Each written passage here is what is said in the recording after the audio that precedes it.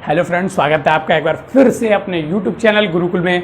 आज गुरुकुल में हम फिर से आ चुके हैं और हम क्लास 12 के 6 चैप्टर के बारे में बात करने वाले हैं, जो कि हमारा है किरचॉफ का नियम तथा वैद्युत परिपथ। हाँ फ्रेंड्स, ये हमारा अगला चैप्टर है और इसी चैप्टर के साथ हमारा एक नए अध्याय का स्टार्ट हो चुका है।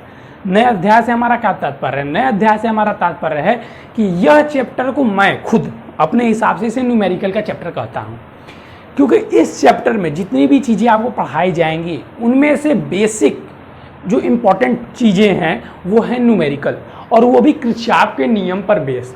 और ये न्यूमेरिकल परीक्षा के बेसिस से नहीं, एंट्रेंस के बेसिस से, या आप किसी भर्ती या आप किसी एग्ज़ाम किसी भी चीज़ में आप जाएंगे तो इस चैप्टर से किरचॉफ के नियम से न्यूमेरिकल आते हैं, जिसमें बच्चे फंस जाते हैं 100%, जबकि बहुत ईजी होता है। मात्र 20 to 25 सेकंड का क्वेश्चन होता है, लेकिन बच्चे क्या होते हैं, फंस जाते हैं। लेकिन आपको घबराने की बात नहीं है। मैं इस बात को आपको इसलिए पहले बता देता हूं क्योंकि इस चैप्टर में जो भी चीज़ें छोटी छोटी पढ़ाई जाएंगी उसको आप स्टार्टिंग से देखते हुए चलेंगे। आप हमारे साथ बने रहेंगे, उसको अच्छे से देखते हुए चलेंगे। तो चलिए हम बात करते हैं अपने चैप्टर के बारे में, किरचॉफ का नियम तथा वैद्युत परिपथ। अभी तक देखिए हमने क्या पढ़ा था। अभी तक हमने वैद्युत परिपथ से जुड़ी हुई इकाइयाँ पढ़ी थी, जैसे कि वैद्युत क्षेत्र, वैद्युत विभव और वैद्युत क्षेत्र की तीव्रता, ऐसी ऐसी चीज़ें हमने पढ़ी थी। आवेशों के बीच लगने वाला बल, ये सब चीज़ें हमने इससे पहले पढ़ी हुई थी। अब इस चैप्टर में हमें परिपथ के बारे में बात करना है। तो परिपथ के बारे में बात करने के लिए हम पहले सेल लेंगे, बैटरी। अब परिपथ के बारे में बात करने के लिए बैटरी को लेंगे। मान लीजिए आपके पास हम तार दे दें, आपके पास मान लीजिए ये तार है और इसमें धारा प्रवाहित करनी है, तो आप क्या करेंगे, एक तो आप प्लग से जोड़ देंगे, तो वो भी प्लग कहाँ से, वो वैद्युत बनता है, फिर स्टोर किया जाता है, स्टोर मान लीजिए किया जाता है, ठीक ना। तो वैसे ही अगर हमें बनाया जाए कि आपको विद्युत इस तार में बांधनी, तो हम क्या लाएंगे, हम एक बैटरी लेके आएंगे और जोड़ देंगे। ठीक है, हम एक बैटरी लेके आएंगे और जोड़ देंगे, तार में धारा बने लगेगी। तो हमें तो सबसे पहले क्या चाहिए, धारा बहाने के लिए एक बैटरी चाहिए। तो हम सबसे पहले एक बैटरी के बारे में बात करेंगे। बैटरी होता क्या है? चलिए, सेल सबसे पहला हमारा टॉपिक है। देखिए, हम हमेशा बेसिक से पढ़ाते हैं और आज भी हम बेसिक से स्टार्ट करेंगे। सेल क्या होता है? सेल कहिए, या इसको आप वैद्युत सेल भी कर सकते हैं। वैद्युत सेल ही करना ठीक रहेगा। वैद्युत सेल क्या होता है? तो देखिए, वैद्युत सेल को अगर हम लोग समझें तो वैद्युत सेल है क्या। देखिए, वैद्युत सेल क्या करता है। वैद्युत सेल, पहले मैं आपको वैद्युत सेल के बारे में बताता हूँ। अगर आपके घर में इन्वर्टर लगे हुए होंगे तो आपने देखा होगा एक प्लास्टिक की ऐसी बैटरी होती है, ठीक है, और इसमें कुछ ऐसे ऐसे पत्तियाँ लगे होते हैं। यहाँ पे कुछ एक वाइट कलर का ट्रांसपेरेंट होता है, जिसमें हरा पीला पानी वाला देखने वाला लगा होता है, जिसे हम इन्वर्टर का पानी कहते हैं ना। देखते हैं कम हो जाता है तो हम लोग क्या करते हैं, बैटरी में पानी डाल देते हैं। अगर ये लाल वाले से नीचे पानी है तो हम लोग क्या करते हैं, भरे वाले तक पानी भर देते हैं। आखिर वो पानी होता क्या है? वो एक रासायनिक पदार्थ है। वो एक रासायनिक पदार्थ है कि नहीं है? ठीक है, तो हम कैसे परिभाषित कर सकते हैं इस बैटरी को? तो हम क्या कर सकते हैं कि बैटरी, वैद्युत सेल, बैटरी नहीं, वैद्युत सेल के बारे में बात कर रहे हैं। वैद्युत सेल एक ऐसी युक्ति है। अब सेल और बैटरी में भी आप कंफ्यूज मत होइएगा, मैं भी बताऊंगा बैटरी भी क्या होता है। पहले सेल के बारे में आप जानिए। वैद्युत सेल एक ऐसी युक्ति है। वैद्युत सेल क्या है? वैद्युत सेल एक ऐसी युक्ति है जो रासायनिक ऊर्जा को वैद्युत ऊर्जा में परिवर्तित करती है तथा किसी परिपथ में ऊर्जा का संवहन या ऊर्जा का विचरण करती है। ठीक है, तो ये देखिए बैटरी है हमारी।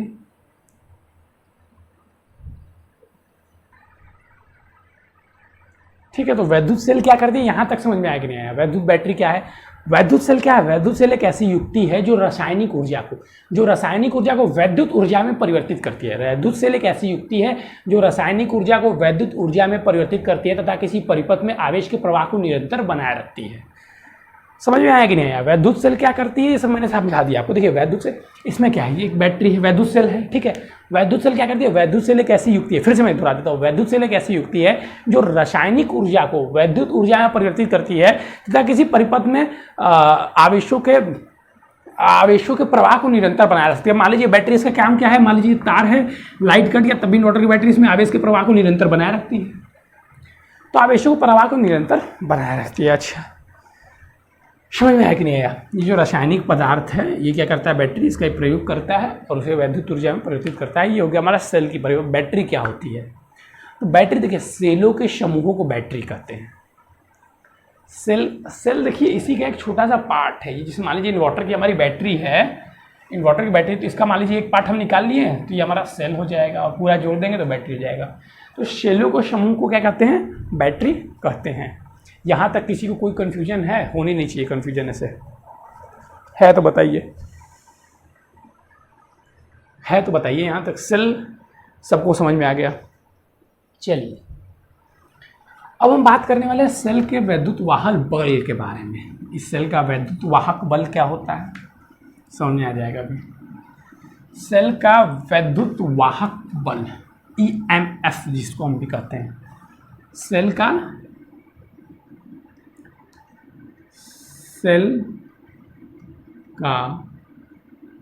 वैद्युत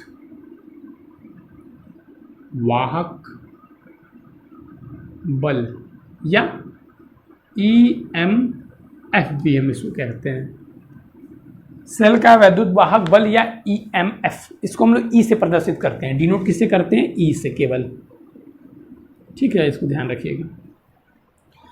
अब सेल का वैद्युत वाहक बल आखिरकार होता क्या है? ठीक है, पहले मैं इसके फॉर्मूला बताता हूँ। E इक्वल टू वही होता है जो कि विभव का फॉर्मूला था, E इक्वल टू W/Q। वो माइनर डिफरेंस है विभव में और वैद्युत वाहक बल में। फॉर्मूला अगर आप देखेंगे तो फॉर्मूला तो सेम है। ये V इक्वल टू वैद्युत विभव इक्वल टू क्या होता है? V इक्वल टू W/Q, और यहाँ पे वैद्युत वाहक बल equal to Q equal to भी यही चीज है। तो आखिरकार ये वैद्युत वाहक बल होता क्या है? ध्यान समझिए। ये हम कोई परिपथ बना रहे हैं, मान लीजिए ये परिपथ है, ये तार है जिसमें R मान लीजिए लगा हुआ है। अब ये क्या होगा? किसी बैटरी से जुड़ेगी, किसी न किसी बैटरी से जुड़ेगी। मान लीजिए धन प्लेट है, ये ऋण प्लेट है। बैटरी को मैं थोड़ा और बड़ा करता हूँ।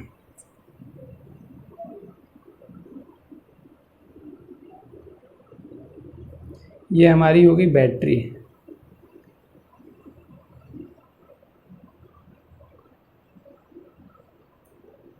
ठीक है, अब ध्यान से समझिएगा। या हमने आपके लिए एक रेड मार्कर भी ला दिया है जिससे कि आपको समझ में अच्छे से कॉन्फ्रेंस अच्छे से बनेगा। चलिए तब देखिए, ये हमारी बैटरी हो गई। हमने इसको क्या किया? बैटरी जोड़ दिया। अब हम यहाँ से बैटरी से धारा बहेगी, धारा को हमने भाई बहा दिया। यहाँ से ये धारा बहनी चालू हो गई। मान लीजिए धारा हमने यहाँ पे I लगा दिया। यहाँ से विद्युत धारा I बहनी चालू हो गई भाई, ठीक है, अच्छी बात है। अब देखिए यहाँ से धारा बहती यहाँ जाएगी, यहाँ आएगी, फिर वापस से बैटरी में चली जाएगी। ठीक है, लेकिन आपको क्या ये बात पता है कि इसके बीच में जो पानी है, इसके बीच में विद्युत धारा का प्रवाह हो रहा है? जो बैटरी के अंदर हमने जो इन्वर्टर वाली बैटरी देखी, आप सबके घर में लगभग 95% बच्चों के घर में इस समय इन्वर्टर होगा। अगर आपने आज तक अपने इन्वर्टर को नहीं देखा तो अभी जाइए कमरे में और इन्वर्टर की बैटरी को इस वीडियो खत्म होने के बाद देखिएगा।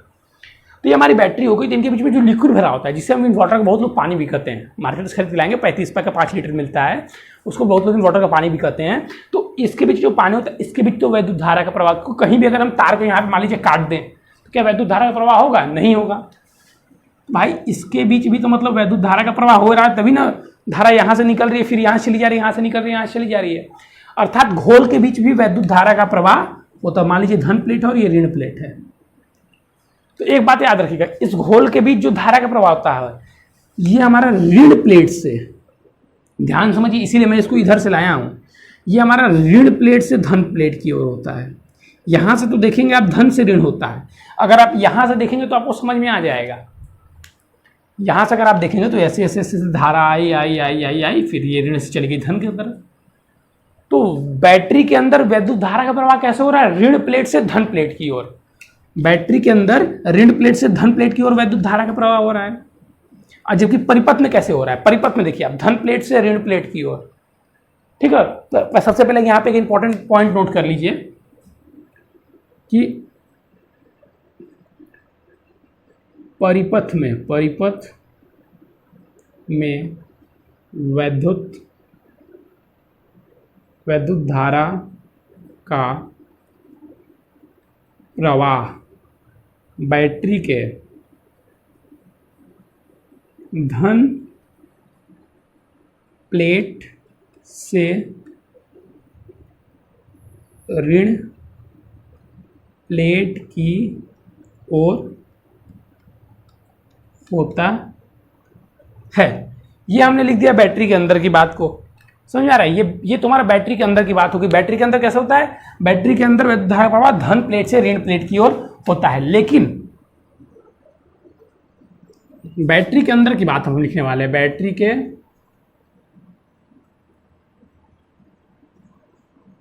बैटरी के अंदर धारा का प्रवाह, बैटरी के अंदर धारा का प्रवाह कैसे होता है, ऋण प्लेट से, ऋण प्लेट से धन प्लेट की ओर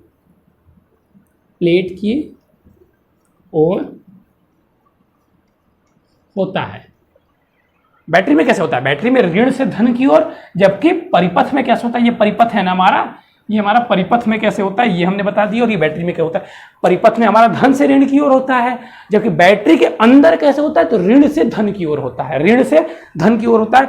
ये इंपॉर्टेंट पॉइंट है, आपको पता होनी चाहिए, ठीक है। उसको एकदम बढ़िया, जैसे मैंने यहाँ पे रेड मार्कर लेके इसको अच्छे से लिखा है, स्टार बनाकर।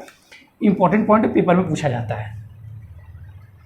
अब ध्यान दीजिएगा, अब जो मैं बता रहा हूँ वैद्युत सेल का वैद्युत वाहक बल, इस पर ध्यान दीजिएगा। यहाँ से हमने बैटरी से धारा छोड़ा, ठीक है, तो बैटरी के अंदर भी ये धारा चली भाई, चली। अब धारा कैसे चलती है हमने पता है, धारा क्यों चलती है, धारा आवेश के कारण चलती है, सब हमने पढ़ चुका है पहले ही, ठीक है। मतलब अर्थात यहाँ पे आवेश गति कर रहा है, ऐसे आवेश गति कर रहा है, बस यही होता है हमारा वैद्युत वाहक बल। सुनिएगा आप क्या होता है। एकांक आवेश को हमेशा मैंने बताया था फॉर्मूला लिखने बटे वाले को हम एकांक कर देते, समझिए क्या बात है। एकांक आवेश को पूरे परिपथ में बैटरी सहित प्रवाहित करने में किया गया कार्य। एकांक आवेश को, यहां से हमने एक आवेश लिया, मान लीजिए एकांक आवेश को पूरे परिपथ में बैटरी सहित, यहां पे इंपॉर्टेंट पॉइंट क्या है कि बैटरी सहित है,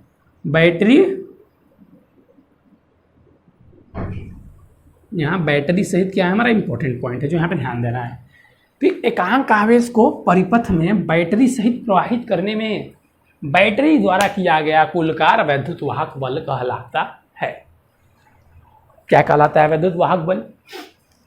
एकांक आवेश को पूरे परिपथ में बैटरी सहित, एकांक आवेश को पूरे परिपथ में बैटरी सहित, बैटरी के अंदर का भी हम जोड़ेंगे तो क्या हो गया यहाँ पे, एकांक आवेश को पूरे परिपथ में बैटरी सहित प्रवाहित करने में किया गया कुल बैटरी द्वारा कार्य किसके द्वारा किया गया, बैटरी द्वारा।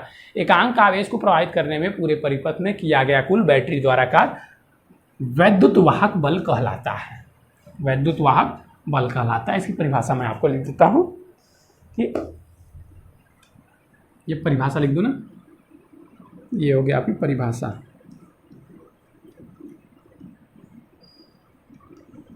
एकांक आवेश को पूरे परिपथ में, एकांक आवेश को पूरे परिपथ में, ये मैं यहाँ पर लिख देता हूँ बैटरी सहित, एकांक आवेश को पूरे परिपथ में बैटरी सहित प्रवाहित करने में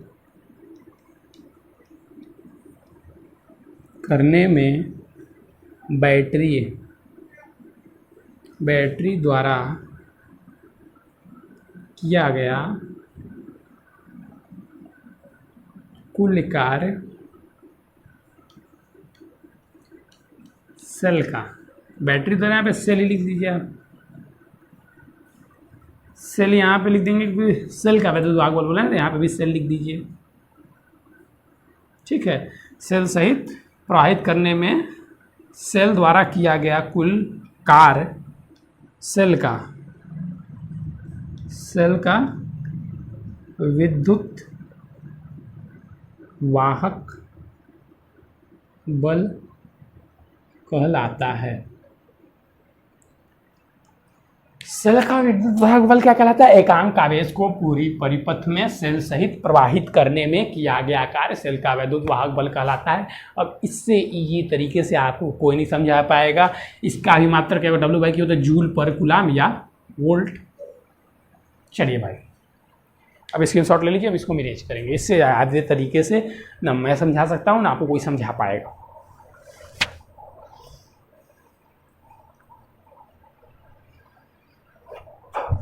चलिए नोट करिए, नोट करिए, नोट करिए भाई।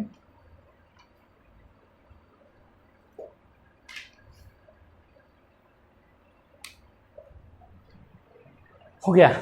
चलिए स्क्रीनशॉट लिया नहीं लिया। अब हम बात करेंगे नेक्स्ट टॉपिक के बारे में, जो कि हमारा है टर्मिनल विभवांतर। अब समझिएगा विभवांतर और इसमें अंतर क्या है वैद्युत वाहक बल में। टर्मिनल विभवांतर, जिसको हम लोग V से डिनोट करते हैं ना, बैटरी के पास इतने विभव की बैटरी, वो होता क्या है उसको समझिएगा।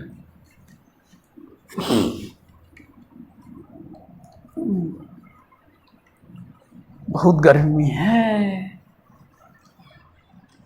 अकेले हम यूं तो अकेला भी अक्सर। चलिए अब बात करते हैं टर्मिनल विभवांतर के बारे में। टर्मिनल विभवांतर, ये सॉन्ग मैं आपके लिए डिनोट करता हूँ कि यूं तो अकेला भी अक्सर गिर के संभल सकता हूँ मैं, तुम जो पकड़ लो हाथ मेरा दुनिया बदल सकता हूँ मैं। बढ़िया था ना? चलिए अब इस पर ध्यान दीजिए। अब देखिए टर्मिनल विभवांतर के बारे में बात करने वाला। टर्मिनल विभवांतर क्या होता है? तो देखिए पहले तो मैं इसको बताया, टर्मिनल विभवांतर को V से डिनोट करते हैं और इसका ही फॉर्मूला क्या होता है? V = W/Q। ये लो, ये क्या आ गया? ये भाई टर्मिनल विभवांतर है और इसका ही फॉर्मूला क्या होता है? V/Q। अब टर्मिनल विभवांतर क्या होता है? तब फॉर्मूला देखिए, हम लोग विभवांतर का ही फॉर्मूला सेम पढ़ा, लेकिन हम विभवांतर जानते थे क्या होता है। क्या होता है विभवांतर? विभव का ही फॉर्मूला सेम था, विभवांतर का ही फॉर्मूला सेम था। विभव क्या होता है, विभवांतर फिर से देखिए आप एक बार, मैं कहूँ तो आप देखिए, मैं आपको बस याद दिला देता हूँ, अपने दिमाग में उसको याद कीजिए, उसी परिभाषा को याद कीजिएगा। विभव क्या होता है, विभवांतर क्या होता है, ऐसे ही फॉर्मूला सब सेम है।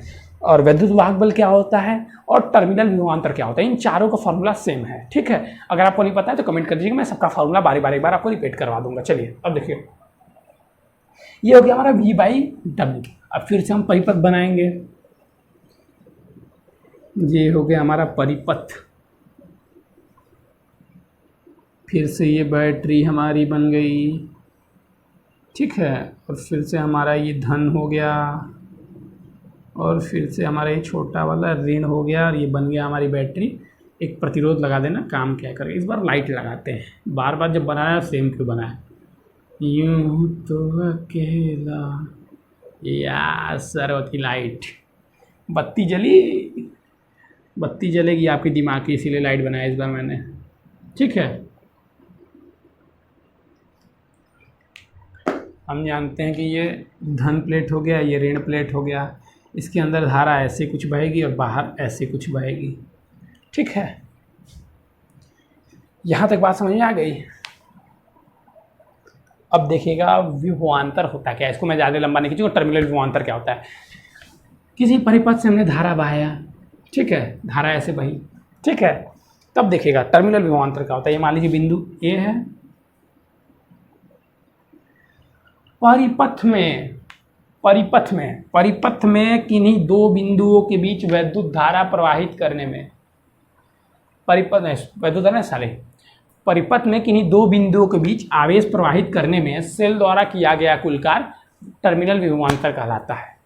यहाँ पर सेल सहित नहीं लिया, देखिए हमने वैद्युत वाहक बल में क्या था, पूरे परिपथ में बह रहा था, मतलब सेल भी उसमें जोड़ दिए थे, लेकिन यहाँ पर सेल की बात नहीं है, बस दो बिंदुओं के बीच बोला गया है कि किसी परिपथ में किन्हीं दो बिंदुओं के बीच, आप ये भी दो बिंदु ले सकते हैं, आप ये भी दो बिंदु ले सकते हैं, सेल सहित इसमें नहीं आता है। किसी परिपथ में किन्हीं दो बिंदुओं के बीच एकांक आवेश को प्रवाहित करने में सेल द्वारा किया गया कार्य टर्मिनल विभवांतर कहलाता है। फिर से क्या बोलना है यहाँ पे, किसी दो बिंदुओं के बीच में रख देना है। किसी दो बिंदुओं के बीच का आप मतलब आवेश को प्रवाहित कीजिए, एकांक आवेश को जितना कार्य करना पड़ेगा वो टर्मिनल विभवांतर हो जाएगा। तो क्या हो गया टर्मिनल विभवांतर का फॉर्मूला, कि किसी परिपथ में एकांक आवेश को किन्हीं दो बिंदुओं के बीच प्रवाहित करने में किया गया कुल कार्य टर्मिनल विभवांतर कहलाता है। बस इससे ज़्यादा कुछ नहीं, इतना ही पढ़ना था आपको। ये हो गया हमारा टर्मिनल विभवांतर खत्म। ठीक है, अब हम बात करने वाले हैं सेल के आंतरिक प्रतिरोध के बारे में। टर्मिनल फॉर्मूला लिख लीजिएगा आप लोग, एकांक आवेश को किन्हीं दो बिंदुओं के बीच प्रवाहित करना है। और एक बात याद रख लीजिए, हम यदि परिपथ से,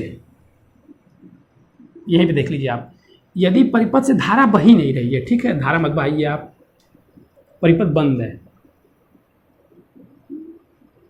ये मान लीजिए माइनस रख दीजिए, यहाँ से धारा ये हटा दीजिए। मान लीजिए यहाँ पे हम स्विच लगा दिए हैं, स्विच हमारा बंद है, परिपथ में धारा जब बही नहीं रही है, तो जब, इसको भी मैं रेड से लिख देता हूँ ना,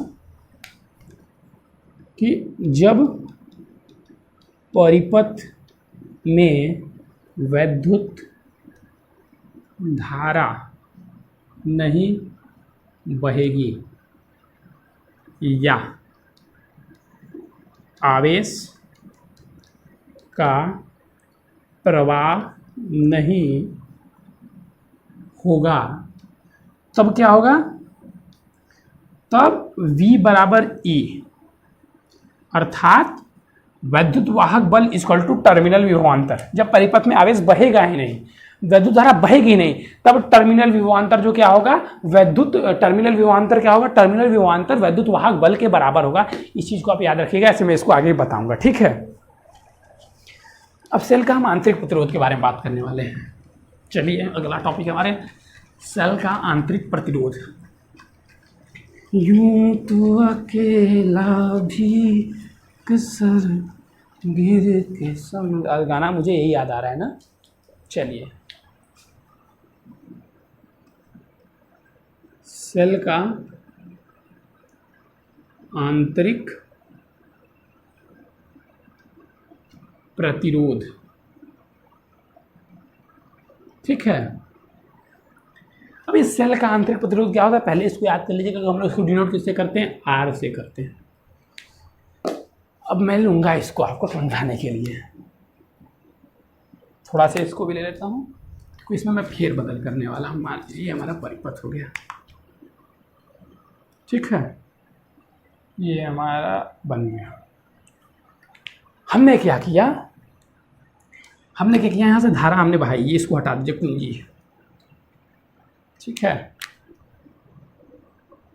ध्यान से देखिएगा परिपथ को, हमने क्या किया, परिपथ में एक धारा बहाई, मान लीजिए आई, बहता गया, आई बहता गया, आई बहता गया, बहता गया, बहता गया, आई, और इसके अंदर भी आई बहा कि नहीं बहा, आई इसके अंदर भी आया कि नहीं आया, तो भैया आई आया।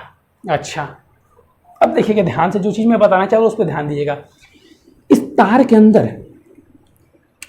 के अंदर जब वैद्युत धारा बह रही है तो तार कुछ प्रतिरोध लगाता है, तार क्या करता है, उसका विरोध करता है। तभी ना हम कहते हैं ये अच्छा सुचालक है, ये खराब कुचालक है, कॉपर से बढ़िया सिल्वर है, सिल्वर से बढ़िया ये है।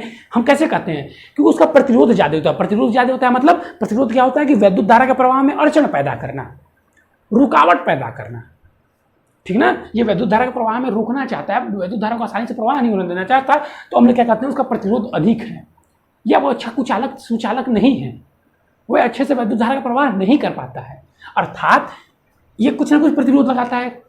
आदर्श तो कोई होता ही नहीं, किसी भी चीज़ का शून्य प्रतिरोध होता ही नहीं, आदर्श कुछ होता ही नहीं, हम जानते हैं। आदर्श की सिर्फ कल्पना की जा सकती है, तो कुछ ना कुछ ये तार प्रतिरोध लगा रहा है, ठीक है, कुछ ना कुछ ये तार प्रतिरोध लगा रहा है। तो इस प्रतिरोध को हम लोग किससे डिनोट करते हैं, मान लीजिए आर से करते हैं, ये परिपथ का प्रतिरोध हम कहते हैं। लेकिन यहाँ पे ध्यान दीजिएगा, अब तो भैया ये बैटरी के अंदर भी धारा बह रही है ना, ऋण से धन की ओर बैटरी के अंदर भी वैद्युत धारा बह रही है।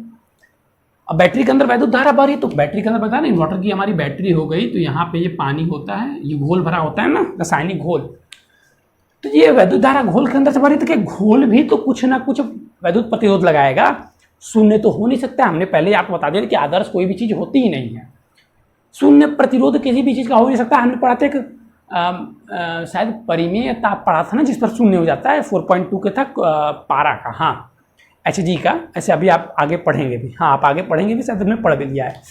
पारा का क्या होता है 4.2 K पर ताप शून्य हो जाता है। ठीक है, अब देखिएगा तो इसके अंदर भी कुछ ना कुछ वैद्युत प्रतिरोध लगा, ये जो घोल था वो वैद्युत प्रतिरोध लगाया, अर्थात इसके अंदर जो घोल वैद्युत प्रतिरोध लगा रहा है, घोल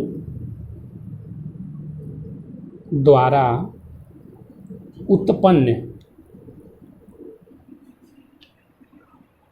उत्पन्न समस्या आप कह सकते हैं, या घोल द्वारा उत्पन्न क्या अवधान या अड़चन को क्या कहते हैं हम, प्रतिरोध का आंतरिक प्रतिरोध कहते हैं। इसको आप लिखिएगा मत, इसको आप लिखिएगा मत, ये सेल का आंतरिक, मैंने बता दिया अड़चन जो पैदा करता है घोल। ठीक है ना, मतलब वैद्युत धारा प्रवाह वाला सेल के अंदर में जो पानी है वो भी तो कहेगा हम भैया आदर्श तो है नहीं, हम भी रोकेंगे वैद्युत धारा के प्रवाह में, अर्थात मतलब सेल का भी कुछ आंतरिक प्रतिरोध है, रोका मतलब प्रतिरोध। अब सेल के आंतरिक प्रतिरोध को हम परिभाषित कैसे करेंगे, परिभाषा, मान लीजिए परिभाषा भी आपसे 1 नंबर पूछ देगा तो क्या लिखेंगे आप परिभाषा में कि सेल का आंतरिक प्रतिरोध होता क्या है।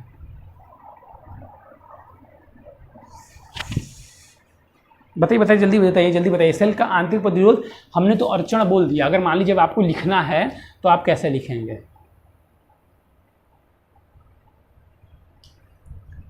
ठीक है, तो परिभाषा हम कैसे लिख सकते हैं कि सेल में देखिए जैसे जो मैंने बोला वही लिख रहा हूं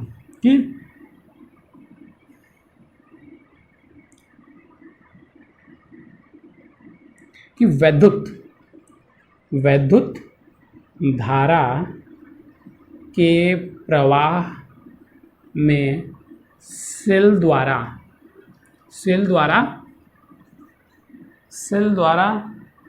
उत्पन्न अवरोध को सेल का आंतरिक प्रतिरोध कहते हैं।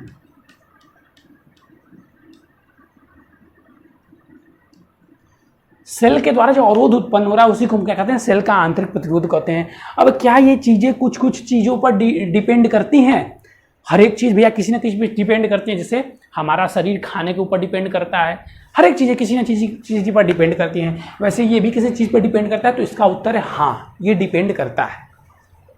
मैं एक पहले आपको सेल बना देता हूं, ये मान लीजिए सेल है और ये हमारा मान लीजिए ये प्लेट लगे होते हैं जो ये हम देखते हैं ऊपर से, ये व्हाइट वाला, ये लाल हरा। ठीक है,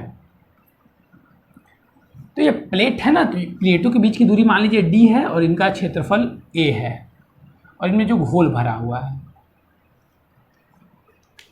ठीक है, 3 चीज, इसमें घोल भी भरा हुआ है, तब हम इसको परिभाषित कैसे करेंगे, इसके अंदर कुछ घोल भरा हुआ है, तो निर्भर के पर करता है, निर्भर वैद्युत सेल के आंतरिक प्रतिरोध की निर्भरता, सेल के आंतरिक प्रतिरोध, पहले इसको परिभाषा लीजिए फिर मैं इरेज कर लेता हूँ, साफ लिखेंगे ना तो उसी में, ठीक है ना। इसको आप यहाँ तक स्क्रीनशॉट ले लीजिएगा, ले लीजिए, चलिए हो गया।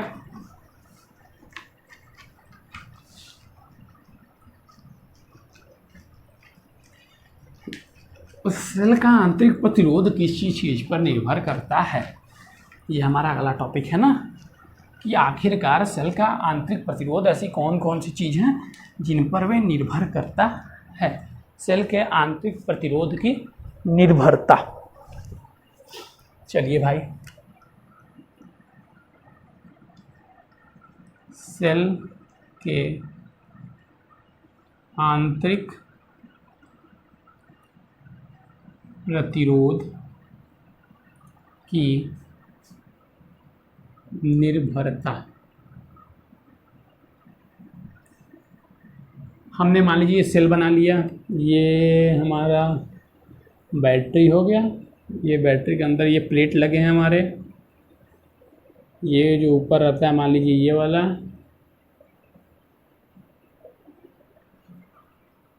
ये एक रेड हो गया, ये मान लीजिए हमारा प्लेट का क्षेत्रफल को हम किससे a से डिनोट कर रहे हैं और प्लेट के बीच की दूरी को हम d से डिनोट कर रहे हैं। इसके बीच में क्या भरा हुआ, घोल, द्रव, रासायनिक द्रव, ठीक है। वो सेलों के बीच के प्रतिरोध को हम r से डिनोट करते हैं, इसको हम यहाँ पे लिख देते हैं स्मॉल r से। ठीक है। तो सेल का आंतरिक प्रतिरोध, पहले हम दूरी की बात करते हैं। सेल का आंतरिक प्रतिरोध दूरी के अनुक्रमानुपाती होता है। सेल का आंतरिक प्रतिरोध प्लेटों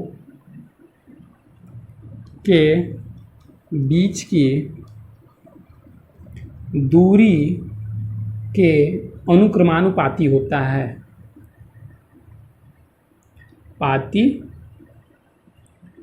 होता है।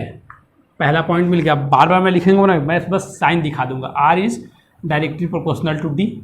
उसी प्रकार हमारा दूसरा है कि सेल का आंतरिक प्रतिरोध, आप लिख लीजिएगा, सेल का आंतरिक प्रतिरोध सेल के प्लेट के उस क्षेत्रफल के वृत्तकुमानुपाती होता है जो कि घोल में डूबा हुआ होता है। इसीलिए हम क्या करते हैं कि बैटरी में हमेशा पानी फुल रखा जाता है ताकि प्रतिरोध कम रहे। समझ रहे, आप पानी क्यों डालते हैं? क्योंकि देखिए, अब देखिए यहाँ पे किसके व्युत्क्रमानुपाती होता है कि घोल में, सेल के प्लेट के घोल में डूबे हुए क्षेत्रफल के अनुक्रमानुपाती होता है। आर के अनुक्रमानुपाती A1/A, और किस ए के, जो घोल में डूबा हुआ है, प्लेट का उस क्षेत्रफल के व्युत्क्रमानुपाती है जो क्षेत्रफल घोल में डूबा हुआ है। घोल में डूबे हुए प्लेट के क्षेत्रफल के व्युत्क्रमानुपाती होता है। दूसरा पॉइंट लिख लीजिएगा। अब तीसरा क्या होता है कि सेल में जो पदार्थ मिले होते हैं, जो वैद्युत अपघट्ट मिले होते हैं, तो वैद्युत अपघट्ट की सांद्रता के अनुक्रमानुपाती होता है। मैं लिख देता हूं, वैद्युत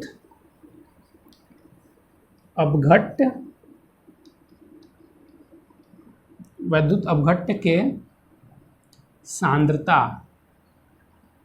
के अनुक्रमानुपाती होता, अर्थात जितनी सांद्रता अधिक होगी उतना क्या होगा, आर का मान अधिक होगा। मतलब सांद्रता पर यह निर्भर करता है, सांद्रता जितनी अधिक होगी आर का मान। वैद्युत अपघट्ट की सांद्रता का यहां बात कर रहे हैं, ठीक है। अब देखिए 3 पॉइंट हो गया। अब ये 3 चीजों पर निर्भर करता है। और एक चौथा एक और है कि ये वैद्युत अपघट्ट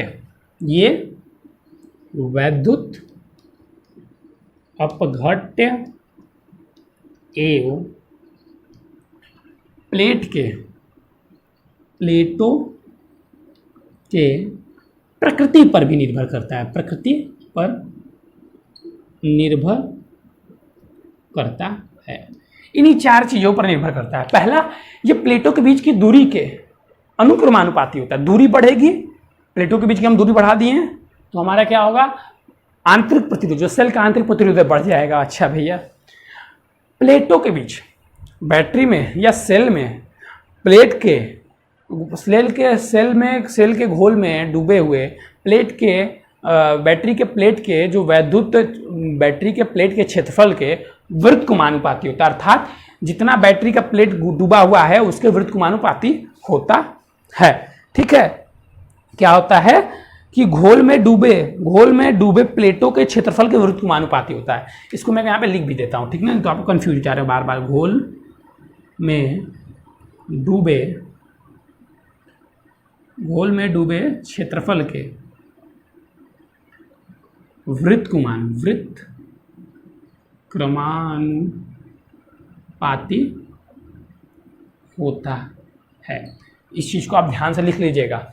ये दोनों इंपॉर्टेंट हैं बेसिकली, ये दोनों क्या है ना, इंपॉर्टेंट है। इनसे 1 नंबर में क्वेश्चन पूछे जाते हैं। ठीक है, इसका स्क्रीनशॉट लीजिए, वहाँ आगे बताएंगे कि आखिर वैद्युत प्रतिरोध आया कहाँ से। ठीक ना, आंतरिक प्रतिरोध। अब हम सेल का आंतरिक प्रतिरोध निकालेंगे। सेल का आंतरिक प्रतिरोध हम निकालेंगे।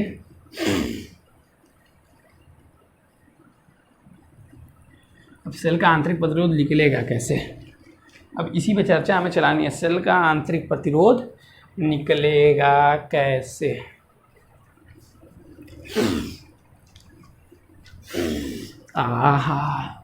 सेल का आंतरिक प्रतिरोध हम बनाएंगे एक परिपथ। ये हमारा हो गया परिपथ। ये मान लीजिए इसका प्रतिरोध R है। हमने बना दिया एक सेल। ये रहा सेल का हमारा ये फंडा, और ये एक छोटा वाला और एक ऐसे हमने जोड़ दिया, ये बैटरी बना दिया। इसके बीच का मान लीजिए हमारा प्रतिरोध स्मॉल आर है, ये आर है, इसमें धारा हमारी आई बह रही है।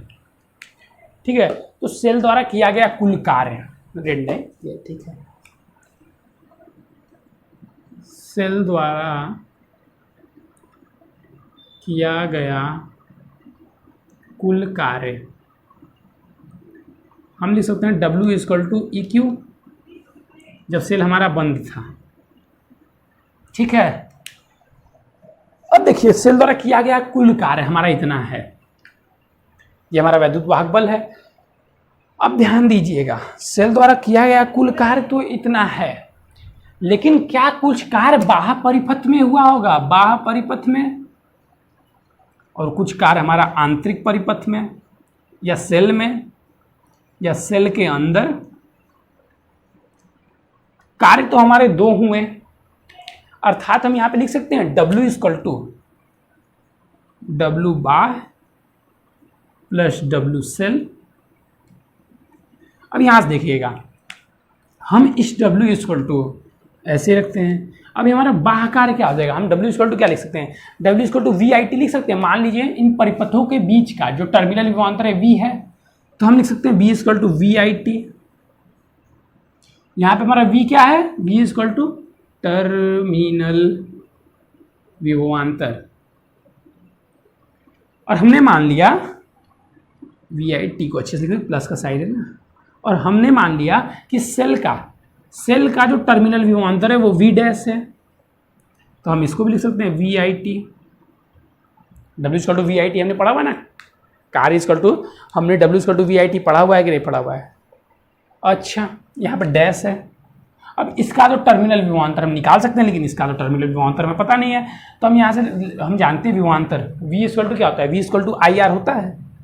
V इक्वल टू यहाँ से हम IR रख देंगे, तो यहाँ पे क्या जाएगा VIT, और V डैश की जगह हम IR रख दिए, तो IR यहाँ पे क्या है, इस छोटा प्रतिरोध है, तो यहाँ पे हम लिख सकते हैं VIT, T को अच्छे से कर दें, प्लस I स्क्वायर R, यहाँ पे हम V की जगह IR रखें तो I स्क्वायर R T हो गया हमारा।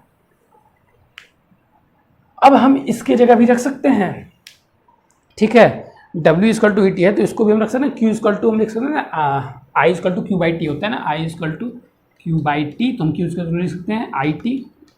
ठीक है, तो यहाँ से हम लिख सकते हैं कि EIT इक्वल टू, यहाँ से हम IT कॉमन ले लेते हैं, तो V प्लस IR बच जाएगा, ये कट गया। यहाँ से हमारा E इक्वल टू क्या आ गया, V प्लस IR, यहाँ हम लिख सकते हैं V equal to E minus IR। ये एक फॉर्मूला हमारा बनकर तैयार है, पहले आप इसको लिख लीजिए। V equal to E minus IR, एक फॉर्मूला हमारा टर्मिनल विभवांतर। हमारे पास जब वैद्युत वाहक बल पता रहेगा, धारा पता रहेगी और आंतरिक प्रतिरोध पता रहेगा, तो हम टर्मिनल विभवांतर निकाल सकते हैं। जब हमारे पास इतनी चीज़ें पता रहेंगी तो हम टर्मिनल विभवांतर निकाल सकते हैं। हमारा मेन एम क्या है, हमारा मेन एम है आंतरिक प्रतिरोध ज्ञात करना। ठीक है, चलिए अब देखिए,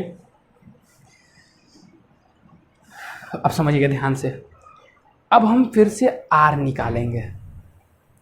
हमारा मेन एम क्या है, R को निकालना। तो चलिए अब हम R निकालते हैं, तो हम इसको इधर कर दीजिए। देखिए R कैसे निकलेगा, R कैसे निकलेगा, देखिए देखिए देखिए देखिए, हम उसको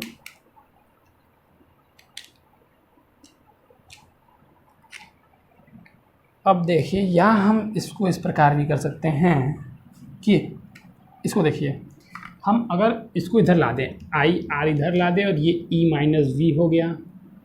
अब R को हम बटे में भेज सकते हैं, R नहीं I को, E minus V by I।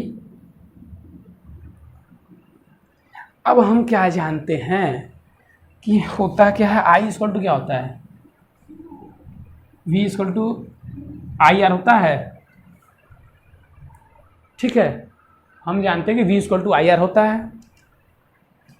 अब यहाँ से V इक्वल टू IR से I की वैल्यू हम रख देते हैं, I इक्वल टू हमारा V बाई R हो जाएगा।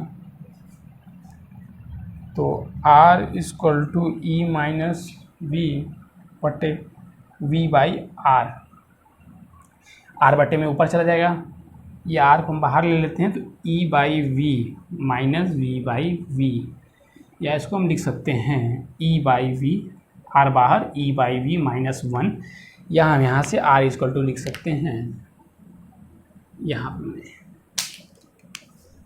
यहाँ से हम आर इक्वल टू क्या लिख सकते हैं, R equal to R E by V minus 1।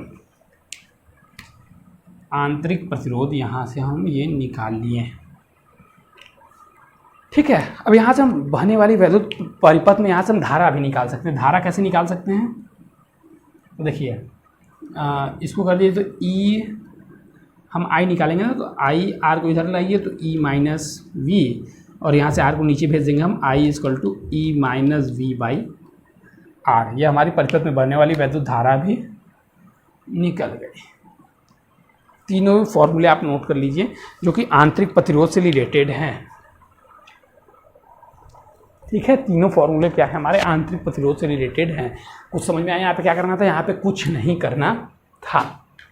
यहाँ पे हमने क्या किया, कुल कार्य निकाल लिया। कुल कार्य के बाद से कुछ कार्य परिपथ में हो रहे हैं, कुछ कार्य बैटरी में हो रहे हैं, सेल में हो रहे हैं, दोनों कार्य बट गए हमारे, तो बाह्य कार्य लिख दिया और सेल में कार्य लिख दिया। अब बाहरी कार्य क्या हो गया, हम जानते हैं W इक्वल टू VIT होता है, पिछले लेक्चर में आपको बताया था, पिछले चैप्टर में ही W इक्वल टू VIT होता है। तो V क्या है यहाँ पे, टर्मिनल विभवांतर, टर्मिनल विभवांतर हम आराम से निकाल सकते हैं, और हम I पता है तो W इक्वल टू VIT हमने लिख लिए। अब बैटरी के अंदर का टर्मिनल विभवांतर हमें निकालना नहीं आता है, तो इसलिए हमने क्या किया, V इक्वल टू हम जानते हैं IR होता है, तो V इक्वल टू हमने IR रख दिया, इसलिए यहाँ पे VIT plus I square RT हो गया। अब यहाँ से हमने IT कॉमन ले लिया, तो IT हमने कॉमन ले लिया तो V equal to I plus R बच गया। और यहाँ पे भी हम जानते हैं कि Q इक्वल टू IT होता है, Q इक्वल टू IT होता है, तो हमने IT रख के IT से IT क्रॉस कर दिया, कट गया, तो equal to V plus IR बचा। यहाँ से हम यहाँ लिख सकते हैं या V equal to E minus IR।